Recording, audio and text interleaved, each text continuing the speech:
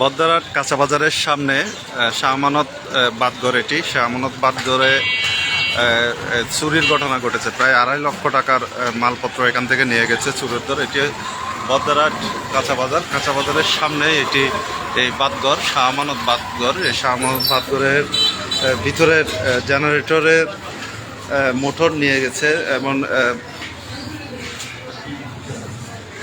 Electric বিভিন্ন যন্ত্রপাতি এখান থেকে নিয়ে গেছে চোরের দল। এখানে বন্ধের যে সময়, সেই সময়ের মধ্যে কিন্তু চোরেরা এখানে কৌশলে প্রবেশ করে এখান থেকে যে সমস্ত মালপত্র তারা নিয়ে যাওয়ার জন্য, অর্থাৎ যে সমস্ত মালপত্র বহন করা সহজ, সেগুলো তারা এখান থেকে নিয়ে গেছে। এখানে কি ছিল? একটি মোটর ছিল, আচ্ছা আইপিএস ছিল, আইপিএস এবং আইপিএস এর মেশিন, সেগুলো নিয়ে গেছে। একই সাথে আর কি নিয়ে গেছে? মোটর নিয়ে গেছে, ব্যাটারি নিয়ে গেছে এখান থেকে, এবং বিভিন্ন মালপত্র তারা ছোট ছোট যে সমস্ত জিনিসপত্র পেয়েছে সবগুলো নিয়ে গেছে। এখানে মোটর ছিল, সেই মোটরটি তারা নিয়ে গেছে। এটি বদ্দারহাট কাঁচা বাজারের সামনে এই দোকানটি, বাদঘর, শাহ আমানত বাদঘর নামে পরিচিত। এই দোকানের ভিতর থেকে তারা কিভাবে প্রবেশ করেছে চোরের দল সেটি বোঝা যাচ্ছে না। ধারণা করা হচ্ছে পেছনের যে ফ্যানটি রয়েছে সেই ফ্যানটি ভেঙে এই অংশ দিয়ে তারা প্রবেশ করেছে বলে দোকানের মালিক ধারণা করছে, কিন্তু এখনো বোঝা যাচ্ছে না আসলে কিভাবে চোর এখানে প্রবেশ করেছে এবং কেউ জড়িত আছে কিনা, এখানকার দোকানের কর্মচারী কেউ জড়িত আছে কিনা সেটাও কিন্তু সন্দেহের মধ্যে রয়েছে। আমি ক্যাশ বক্স ভেঙে ফেলছি,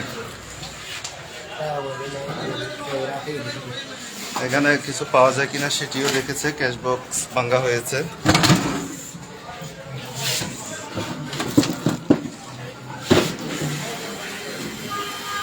এই দোকানের মালিক মোহাম্মদ সোহেল, আমি তার কাছে জানতে চাইবো এখানে কি চুরি হয়েছে এবং চোরেরা কিভাবে প্রবেশ করেছে, কাউকে সন্দেহ হচ্ছে কিনা এবং আইনগত কোনো ব্যবস্থা নিয়েছেন কিনা আমাদেরকে জানাবেন। আমি আইনগত কোনো ব্যবস্থা নিই নাই। আমার হোটেল 4 রাত থেকে আজকে পর্যন্ত বন্ধ ছিল। সকালে যখন আমি দোকান খুলতে আসি তখন দেখি যে আমার দোকানে দামি যে জিনিসপত্রগুলো ছিল, একটা আইপিএস ছিল প্রায় 60,000 টাকা দামের, ওটা নিয়ে গেছে। আমার মোটর নিয়ে গেছে, জেনারেটর নিয়ে গেছে, একটা 25,000 টাকা ইন্টারেস্ট ছিল সেটা নিয়ে গেছে।